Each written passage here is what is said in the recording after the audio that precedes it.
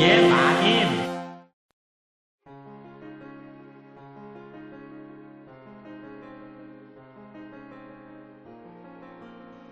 안녕하세요. 돌쇠 뉴스 시작합니다.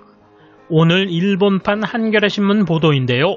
제목은 한국 반도체 배터리 바이오 기업 400억 달러 대미 투자 계획 발표입니다. 이번 한미 정상회담을 통해 양국의 경제 동맹을 다지고 시너지 효과를 얻게 된다는 평가인데요. 이에 대해 의미를 애써 축소하다가도 속마음을 드러내는 반응이 흥미롭습니다. 내용과 반응 차례로 보겠습니다. 통 크신 구독, 좋아요. 문재인 대통령의 미국 방문에 동행한 한국 기업들이 반도체, 배터리, 바이오 등 첨단 산업 분야에서 400억 달러에 달하는 대규모 대미 투자 계획을 발표했다. 바이든 행정부가 추진 중인 첨단 산업 분야의 공급망 재편 움직임에 한국 기업들이 적극 호응하고 나선 모양새다. 현지 시각 21일 오전 9시 한미 기업인들이 참여하는 한미 비즈니스 라운드 테이블에서 투자 계획이 발표됐다. 문 대통령은 인사말에서 미국과 한국은 70년간 이어온 굳건한 동맹을 바탕으로 경제와 산업 분야에서도 긴밀하게 협력해왔다며 최근 코로나 위기 계기로 글로벌 공급망의 취약성이 드러나 안정적인 공급망이 필요하고 상호 보완적 산업 구조를 갖춘 양국 간 협력이 더욱 중요해졌다. 시너지가 가장 클 것으로 기대되는 분야는 반도체, 배터리, 바이오 산업이다. 오늘 양국이 상호 보완성을 기반으로 반도체 공급망 협력을 강화해 기쁘다고 말했다. 문 대통령은 이어 한국 기업들은 세계 2위의 바이오 의약품 생산 능력을 갖추고 있다. 코로나 백신 개발을 주도하는 미국 기업들과 함께 전 세계 백신 보급 속도를 높여갈 최적의 협력자가 될 것이라고 강조했다. 이 자리에서 한국 기업들은 초미의 관심사였던 대규모 투자 계획을 쏟아냈다. 삼성전자는 신규 파운드리 공장 증축에 총 170억 달러를 투자, SK하이닉스는 실리콘밸리에 10억 달러를 들여 대규모 연구개발센터를 짓기로 했다.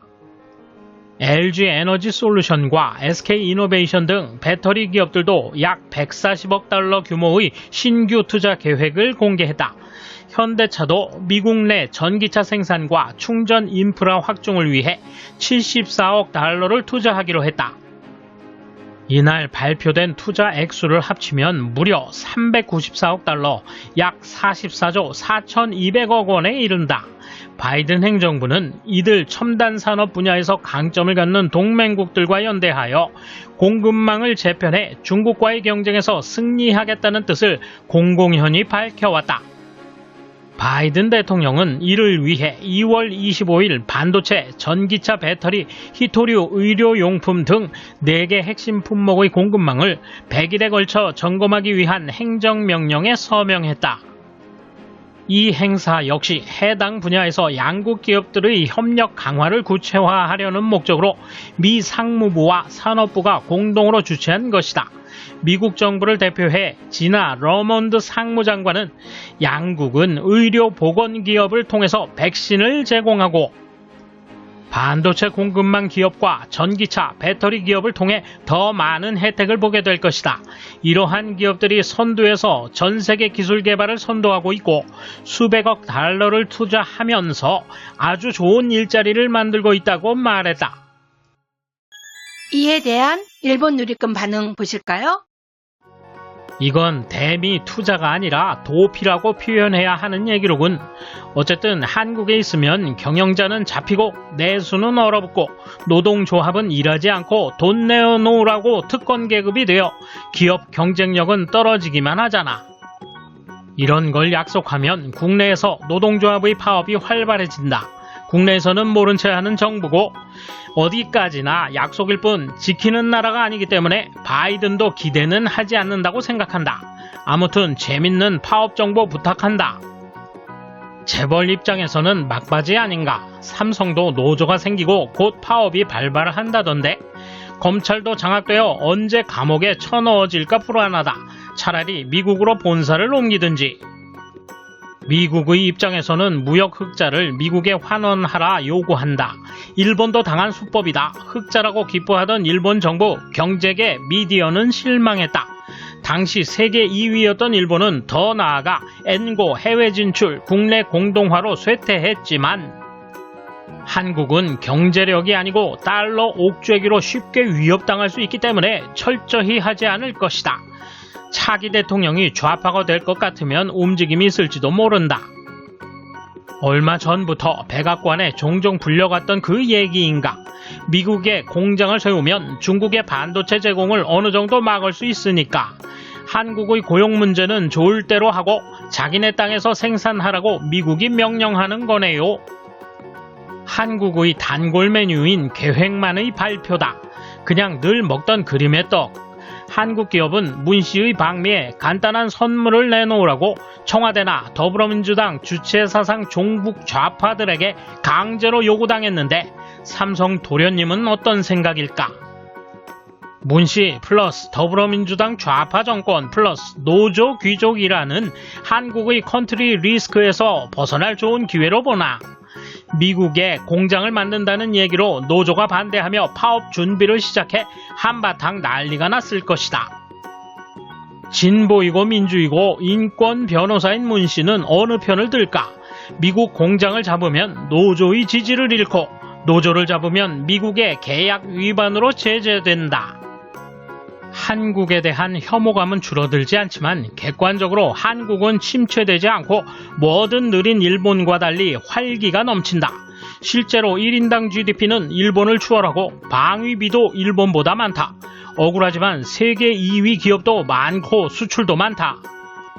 게다가 자동차 등은 옛날과 달리 성능면에서 일본을 따라잡았고 가격면에서 일본보다 낮출 수 있으니 수출이 호조를 보일 수밖에 없다.